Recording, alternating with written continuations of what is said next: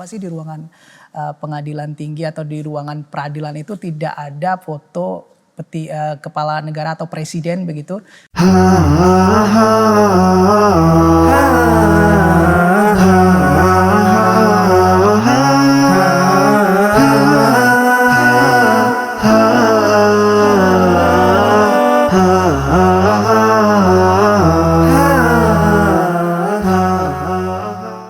Baik sahabat muslim, kita kembali lagi dalam program Kata Pakar mencari informasi dari sisi ahli. Kita akan lanjutkan pembahasan kita yang semakin menarik ya. Jujur saya sebagai masyarakat awam ini semakin terbuka begitu Pak. Tahu sebenarnya proses peradilan itu seperti apa. Ternyata tahapannya itu banyak sekali begitu ya Pak ya. Sampai juga akhirnya misalkan satu kasus diputuskan begitu. Itu juga tahapannya banyak sekali. Nah bicara sekarang situasi pandemi Pak. Ya kita tahu segala sesuatu aktivitas itu dibatasi begitu. Ada pengaruhnya tidak dengan proses peradilan di pengadilan tinggi? Oh besar, pengaruhnya besar.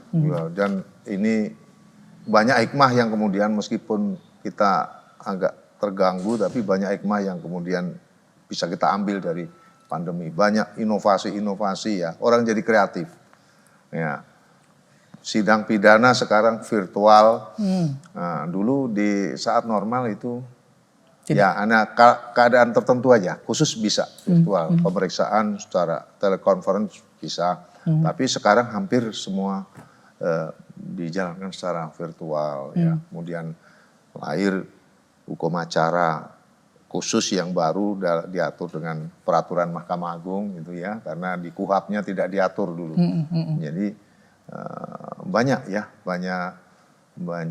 pengaruhnya sangat besar ya, pengaruhnya sangat besar. Ya. Oke, ada tidak perubahan yang kemudian dijadikan edaran begitu misalnya dari Mahkamah Agung yang harus disesuaikan karena situasi pandemi ini, ada undang-undang ataupun ada peraturan yang mungkin dihilangkan atau disesuaikan begitu Pak dengan keadaan?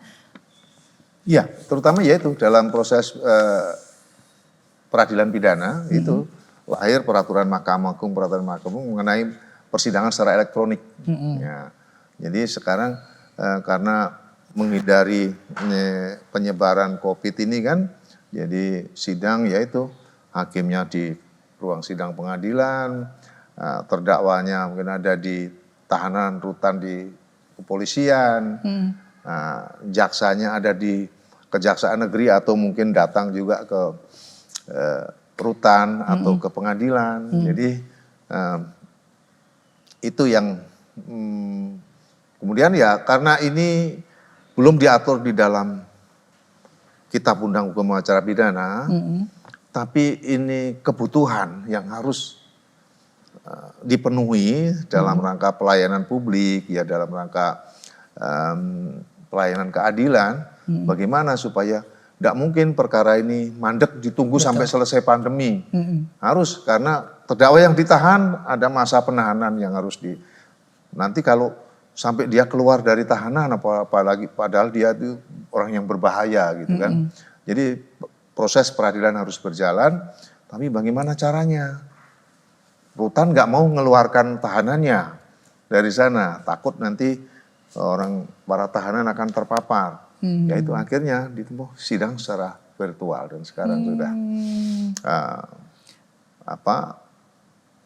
itu juga selain pelayanan publik juga sangat bagus, artinya ada hikmah yang dalam rangka kalau bicara KKN ya, artinya justru proses secara elektronik ini kan menghindari tatap muka, ketemu antar orang itu juga satu upaya juga untuk mencegah terjadinya hal-hal negatif. Ya.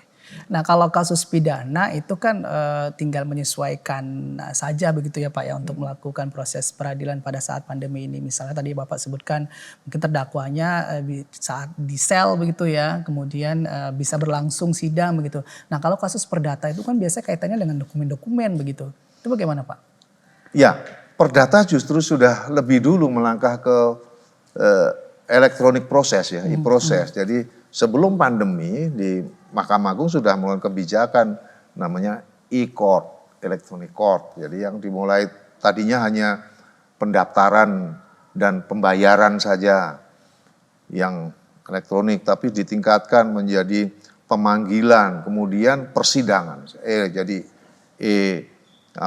e-filing ya, e-payment, e-summon, e-litigation. Jadi sekarang orang kuasa hukumnya sidang satu di Jakarta, satu di Medan, langsung. Jadi mereka bertukar dokumen melalui upload dokumen di dalam sistem, di aplikasi itu. Sudah berjalan meskipun belum seluruh perkara perdata diproses secara elektronik.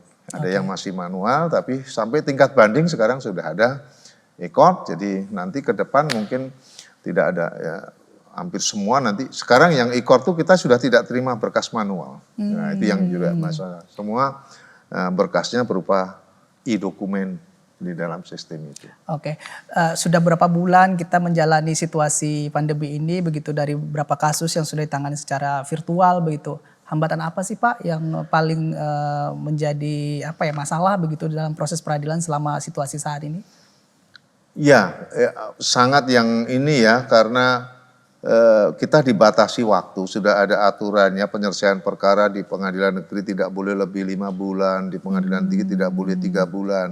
Tapi kadang ada aparat dulu pengadilan negeri Medan harus lockdown karena banyak aparaturnya yang positif menderita COVID gitu ya. Akhirnya kan ini mengganggu proses, mengganggu proses banyak. Kemudian perkara-perkara yang diproses melebihi dari tenggang waktu yang seharusnya. Kami di pengadilan tinggi juga karena di pengadilan negeri prosesnya menjadi lebih lama, hampir semua perkara terdakwanya itu yang ditahan itu dimintakan perpanjangan ke pengadilan tinggi. Jadi pengadilan tinggi tambah sibuk juga gitu ya. Mestinya tidak perlu minta perpanjangan, sudah bisa selesai, tapi karena gangguan ini harus diminta perpanjangan penahanannya. Jadi pengadilan tinggi juga menjadi lebih banyak pekerjaannya. Ya. Sebuah kasus Pak, ini dilanjutkan atau tidak untuk dilakukan sampai ke proses peradilan, itu apa sih kira-kira faktor yang mempengaruhinya Pak? Dilanjutkan atau tidak begitu? Iya, jadi ada ini kasuistik ya. Jadi ada juga kalau di peradilan pidana anak misalnya ada namanya diversi. Jadi di tingkat penyidikan sudah bisa diselesaikan secara melalui upaya diversi. Jadi nggak perlu ke pengadilan. Nah, kalau di perdata, kalau mereka bisa mediasi ya, bisa melakukan menempuh jalur upaya perdamaian di luar sidang ya, tidak perlu ke pengadilan. Tapi kalau di perkara pidana ya tergantung awalnya ya, tergantung di pihak penyidik ya, tentu dengan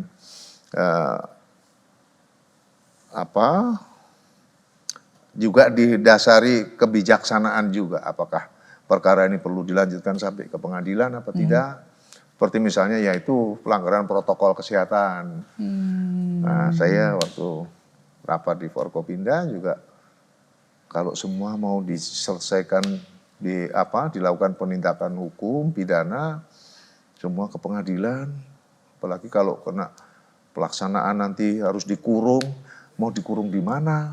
Ya, wah nanti pengadilannya juga sibuk sekali itu. Ya. Jadi ada ya di situ memang sebetulnya ada hukum acaranya pun sebetulnya mengatur kalau sudah dimulai proses penyidikan harus ada, kalau memang tidak dilanjutkan ya harus ada dokumen namanya surat penghentian penyidikan, perintah penyidikan. Tapi itu dasarnya biasanya karena permasalahan bukti, memang susah membuktikan perkara, mencari pelakunya gitu ya. Pak, dalam sebuah kasus begitu ya, semua orang apakah punya hak, punya pembelaan begitu?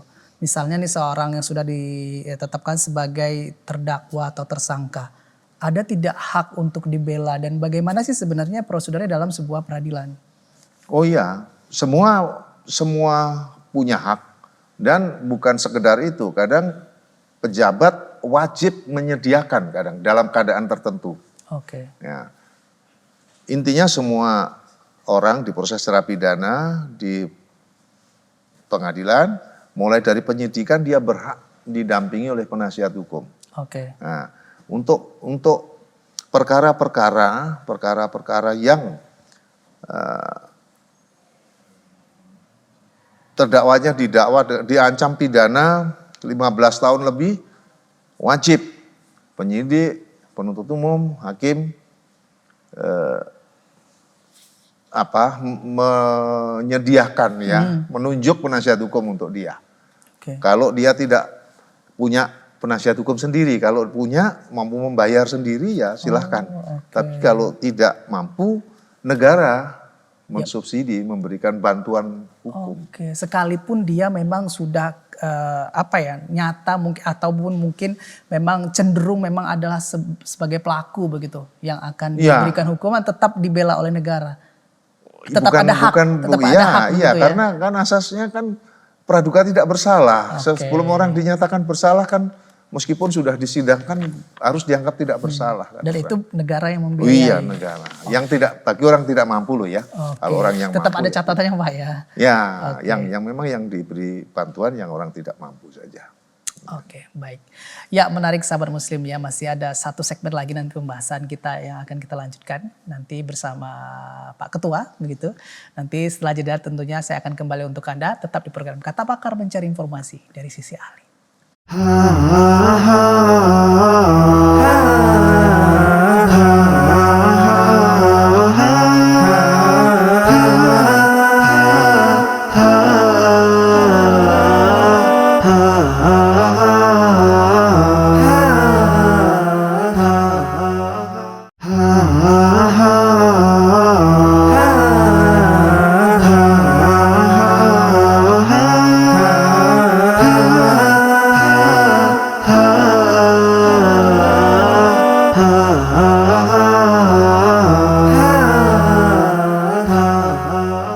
Ya, sahabat muslim kembali lagi dalam program Kata Pakar mencari informasi dari sisi ahli. Saya akan lanjutkan lagi pembahasan dengan Pak Ketua kita. Kali ini ada Bapak Setiawan Hartono SH MH. Pak, ini sebelum kita lanjutkan pembahasan ya, saya ingin tahu dulu nih. Ada istilah ternyata dalam pengadilan tinggi itu akreditasi A, akreditasi B, sama seperti kampus begitu ya. Nah itu sebenarnya seperti apa sih Pak? Dan apa kira-kira yang menentukan sebuah pengadilan tinggi itu dapat akreditasi A, B begitu? Ya, jadi gini, ini riwayatnya dulu sebelum ada sistem akreditasi penjaminan mutu ini dulu banyak pengadilan-pengadilan yang berlomba-lomba untuk untuk mendapatkan sertifikasi ISO. Nah, udah belum ada ini. Tapi kemudian setelah ada tren ini, kemudian Mahkamah Agung melalui yang pertama Direktorat Jenderal Badan Peradilan Umum ya membentuk sendiri lembaga tim akreditasi penjaminan mutu. Artinya mereka melakukan sertifikasi penjaminan mutu. Jadi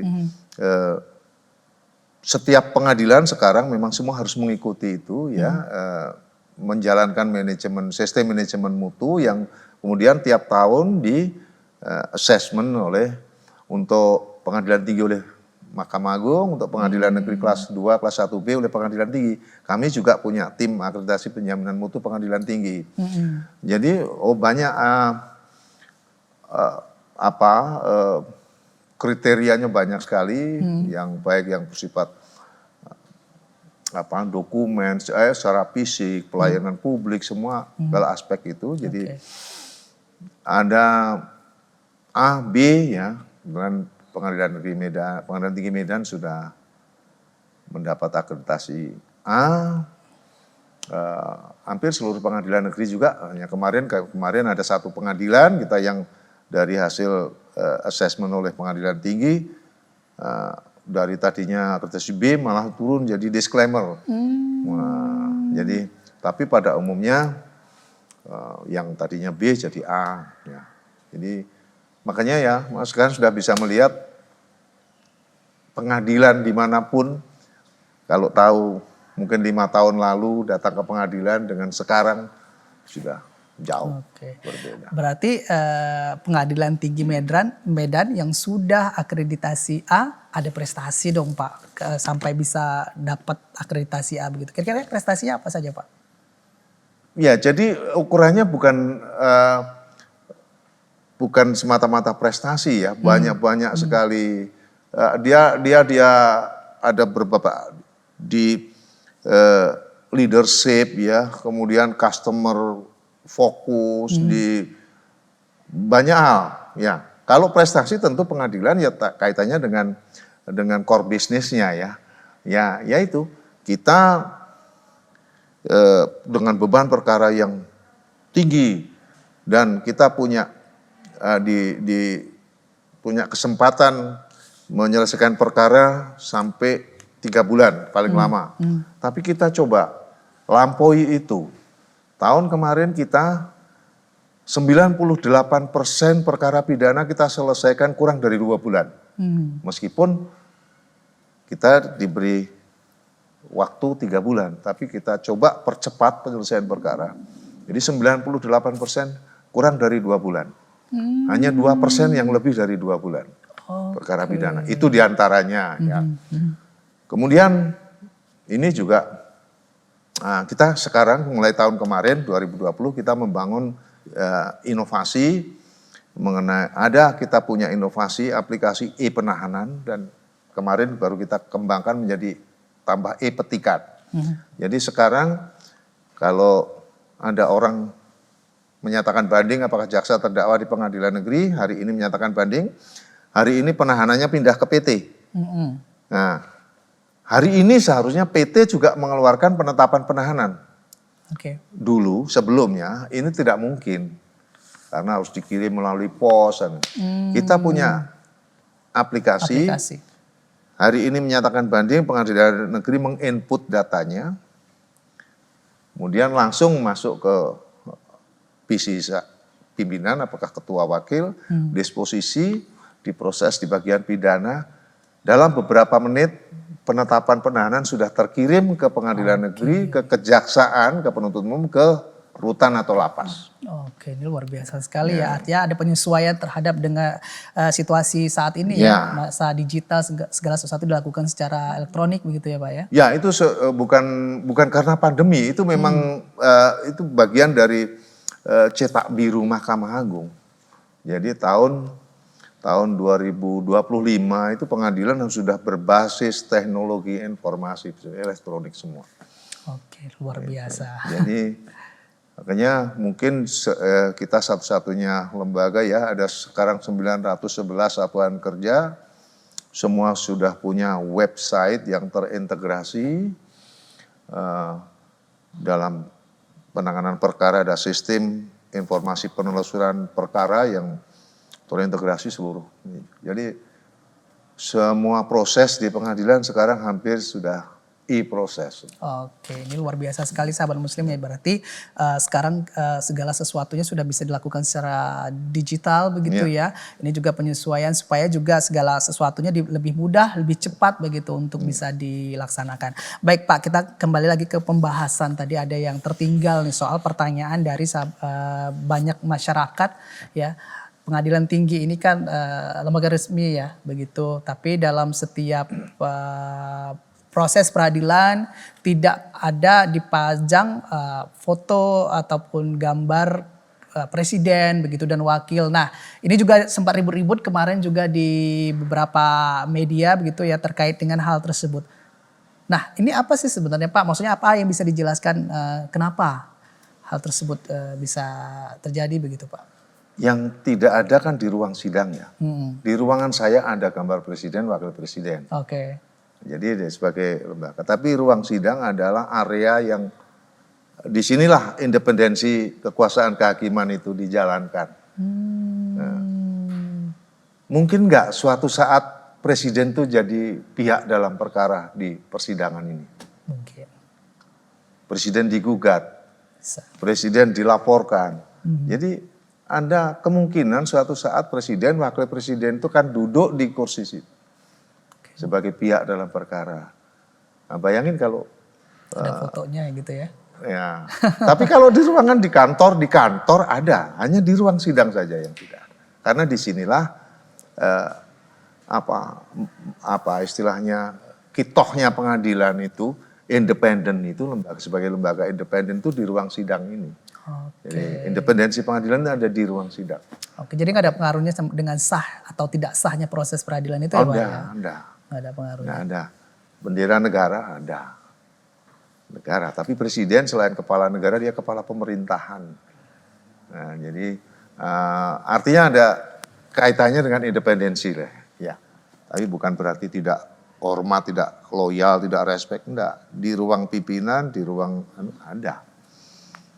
Oke, Pak, kita kembali lagi ke soal tadi proses awal ketika kasus masuk ke pengadilan tinggi, kemudian diproses. Ada biaya-biaya tidak Pak yang kemudian dikeluarkan begitu, khususnya bagi orang yang mengikuti proses peradilan? Biaya perkara untuk perkara perdata pasti, karena proses perkara perdata biayanya dibebankan kepada pihak berperkara. Oke. Nah, kecuali yang tidak mampu. Kecuali itu biayanya terdiri apa aja Pak? Untuk apa aja? Kalau perkara perdata itu biaya kan, kalau ada orang menggugat seseorang, untuk supaya datang ke pengadilan dia harus dipanggil. Panggilan itu kan harus melalui petugas. Panggilan itu tidak, kalau perdata tidak boleh melalui pos, harus petugas datang dengan nanti dinyatakan buat relas panggilan, harus datang menempuh perjalanan yang radiusnya kadang tidak sama. Biaya pemanggilan, kemudian ada yang PNBP namanya, yang harus distor ke kas negara, ada biaya meterai, ya itu semua. Biaya pengiriman pos kalau banding, kadang berkas harus dikirim secara manual. Biayanya itu saja untuk proses. Selain PNBP, biaya proses itu artinya biaya yang dikeluarkan untuk menjalankan perkara itu. Tapi tidak ada biaya untuk kesejahteraan hakim pengadilan, tidak ada. Nah itu ditentukan setelah kasus itu selesai atau dari awal akan diproses? Finalnya nanti setelah perkaranya diputus baru dihitung. Makanya disebut orang yang pertama membayar panjar biaya. Panjar itu kalau lebih dikembalikan, kalau kurang ya ditambah. Oke. Kalau panjar kurang dimintakan tambah tidak mau nambah, tidak bisa berjalan ini, bisa perkaranya digugurkan. Oke. Ya, jadi kalau yang orang tidak mampu ingin berperkara perdata di pengadilan, dia bisa mengajukan permohonan untuk beracara secara pro deo, bebas biaya. Jadi nanti tidak perlu membayar, itu ada tadi bantuan hukum dari negara, di subsidi, tapi memang terbatas juga, ada. Ya. Tapi kalau perkara pidana, hampir tidak ada, tapi memang di dalam undang-undang ditentukan ada biaya perkara juga, ditetapkan misalnya 2.500, ya sudah tidak ada artinya. Kadang yang bayar jaksanya juga gitu ya. Jadi hampir tidak kena biaya. Oke, ini menarik sekali sebenarnya pembahasan kita Pak, namun karena keterbatasan waktu juga sudah sangat singkat sekali di akhir ini, mungkin Bapak bisa menyimpulkan sebenarnya apa sih yang masyarakat harus ketahui terkait dengan keberadaan sebuah pengadilan tinggi. Silakan Pak. Ya, jadi saya ingin ini saja ya, artinya tentu kalau pengadilan itu hanya populer di mata anggota masyarakat yang punya kepentingan, punya urusan dengan pengadilan gitu ya. Kalau yang enggak biasanya bahkan hakim pun tidak dikenal ya. Yang dikenal orang hakim kalau di kampung saya disebut Pak Jaksa. Gitu. Sebutnya Pak Jaksa, enggak kenal. Jadi intinya gini, pengadilan setidak-tidaknya dalam 5 tahun terakhir sudah jauh berubah ya. Kami semua lompatannya sudah luar biasa, jauh, dan kami terus berbenah untuk membangun bukan saja hanya hal yang bersifat fisik ya, tapi kultur juga kita bangun, integritas aparaturnya, artinya kami selalu terbuka untuk menerima keluhan, pengaduan, dan semua kita respon dengan baik. Terus semua pengadilan termasuk Pengadilan Tinggi Medan coba berinovasi ya untuk bisa memberikan pelayanan yang terbaik, pelayanan yang berkualitas pada masyarakat. Dan ke dalam kita membangun aparatur kita untuk